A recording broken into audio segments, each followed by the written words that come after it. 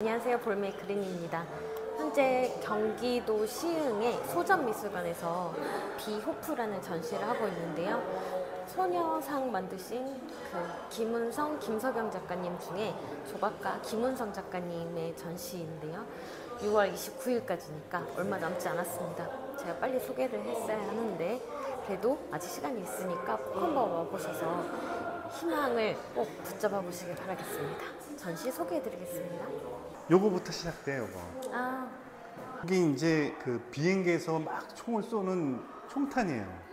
이걸 무슨 이름을 이쪽 사람들 막 얘기하는데 이 총탄을 한 수십만 발을 이걸 이제 연습한 장소가 한국의 화성의 매항리라고 하는 데가 있는데 매항리는 요거보다도 작은 요만한 총탄부터 요런 거 그리고 좀 더 큰 거 그리고 제일 큰 거는 2, 3m 되는 것도 있어요. 그런 것을 계속 사격 연습을 했는데 6.25가 끝나고 나서 한 50년간 사격 연습을 해요. 근데 거기에는 끔찍한 사건들이 많이 있어요. 그래서 그 동네에서 대부분은 다 그러니까 연습탄이기 때문에 안 터져요. 안 터지는데 가끔 터지는 게 있는데 그 터지는 것을 어린아이 5명이 이제 기도 하고 이제 8개월 된 임산부가 이제 이 포탄에 이제 옆구리 맞아가지고 죽은 게 있는데 우리가 이제 그 포탄 맞은 여성을 제작을 해서 올해 이제 아직 오픈 안 했는데 거기에 미군 부대가 이사 간 데다가 전시장을 해서 이렇게 우리가 이제 설치를 해놨어요. 근데 거기가 되게 슬픈 동네고 그 매항리는 그 비행기들이 맨날 와서 사격 연습하기 때문에 이 소들이 아기를 못 낳았어. 송아지들을 못 낳고 그리고 얘네 동물도 키우는 게 다 이상하게 되는 거예요.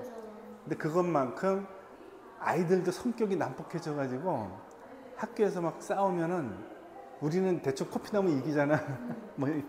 어릴 때 보면 걔네는 죽일 듯이 싸워요.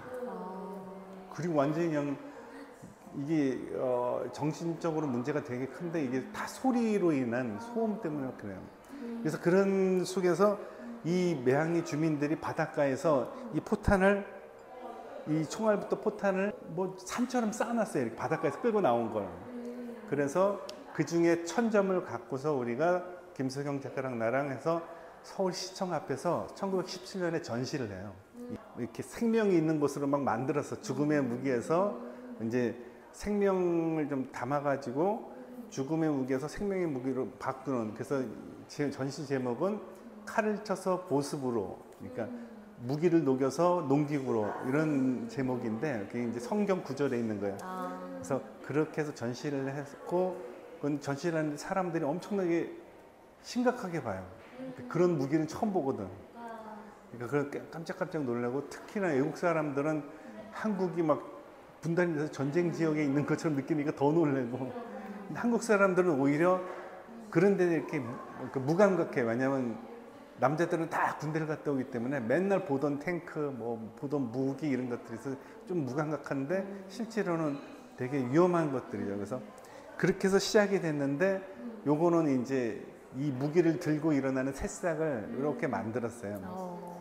그렇게 해서 굉장히 많이 크기별로 많이 만들었는데 그래서 이걸 했고 그리고 나서 여기 이제 컨테이너 같은 거를 이렇게 바닷가에 딱 놔요. 컨테이너 같은 거 바닷가에 놓으면 그게 표적이야. 그래서 비행기 위에서 그걸 보고서 총을 쏘고 그걸 보고 포탄을 터뜨려. 그래서 이게 다 총알 자국이에요. 실제로 이게 그걸 잔해물을 뜯어와 가지고 거기에서도 이제 새싹이 좀 일어나는 그러니까 매항리 사람들이 이런 거니까 그런 것 속에서도 희망을 갖고 살아야 되니까 그런 희망을 표현하는 거예요. 그리고 전쟁과 이제 막 연결된 게 요거는 스팸 알죠? 네. 스팸은 우리나라에 들어온 거는 6.25 때 들어와요. 6.25 때 미군의 보급품으로. 그래서 그때 당시 이름도 없던 스팸 회사가 컸어. 그리고 6.25 전쟁이 3년 동안 하다 끝났는데 그 다음에 스팸 회사가 막 죽어. 망하고 있는 와중에 다시 스팸 회사가 커요. 우리가 잘 아는 음식 때문에. 부대찌개. 부대찌개. 우리나라 미군 부대가 한 군데만 있는 게 아니에요. 굉장히 크게 평택에도 곳곳에 다 있고 평택에는 대규모로 있는 거고 거기서 다 부대찌개를 팔다 보니까 이 스팸이 한국 사람 입맛에 맞게끔 맛있어지는 거야. 미국이나 유럽에서 스팸 안 먹잖아요. 근데 이게 한국의 특성이에요. 그래서 한국 스팸 회사가 한국의 미군 부대 때문에 발달한 회사예요. 이 전시를 준비하면서 또 이제 시작인 게 씨앗은 중력을 거스르잖아요. 모두 다 중력의 법칙에 이렇게 다 그렇게 사는데 씨앗은 중력을 거스르더라고. 그러니까 땅속에서 땅을 비집고 올라오잖아요. 땅속에서 묻혀가지고 썩어야 되는데 비집고 올라와가지고 하늘을 향해 막 자기 이걸 펼치는 거야. 어려움, 역경도 이렇게 헤쳐나가는 그런 희망을 갖고 있는. 근데 사실 그걸 만져보면 되게 부드러운데 이런 무거운 것들, 이런 것들 들고 일어나는 거예요.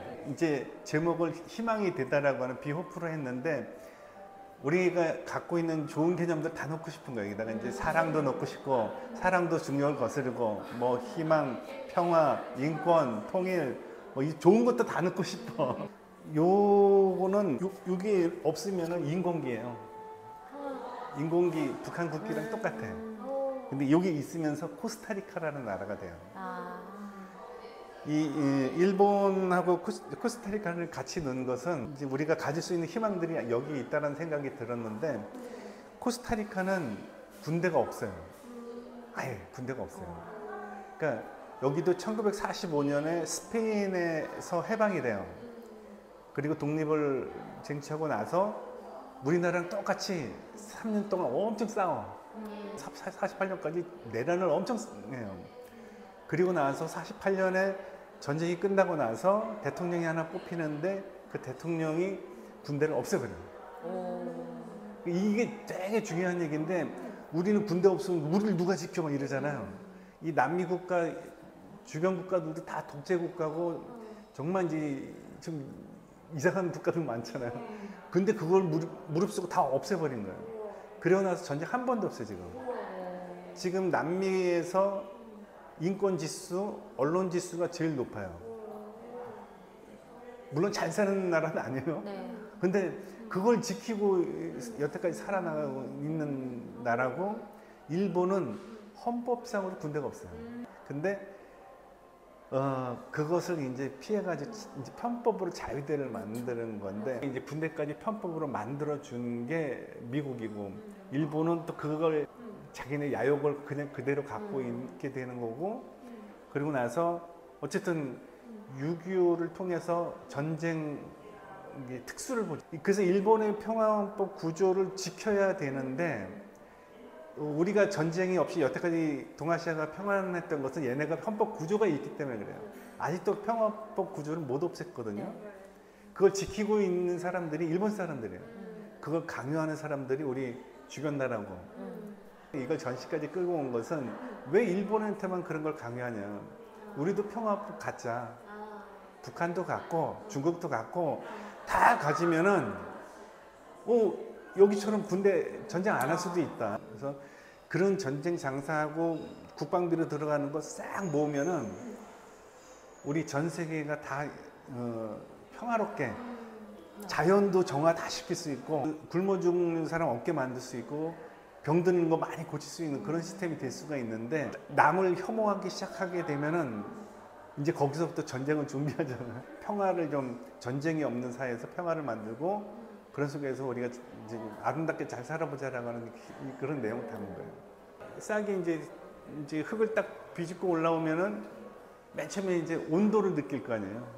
바람도 느끼고 비도 맞고 뭐 뜨거운 태양도 하면서 이렇게 쫙 자라는데 그러다가 이제 구름도 만나고 뭐 새도 만나고 막 여러 가지 만나는 그런 이야기를 앞으로도 더 하려고 그래서 각가지 뭐 그런 생각을 갖고 있어요. 그래서 김복동 할머님이 이제 희망을 잡고 살아 이렇게 이제 자기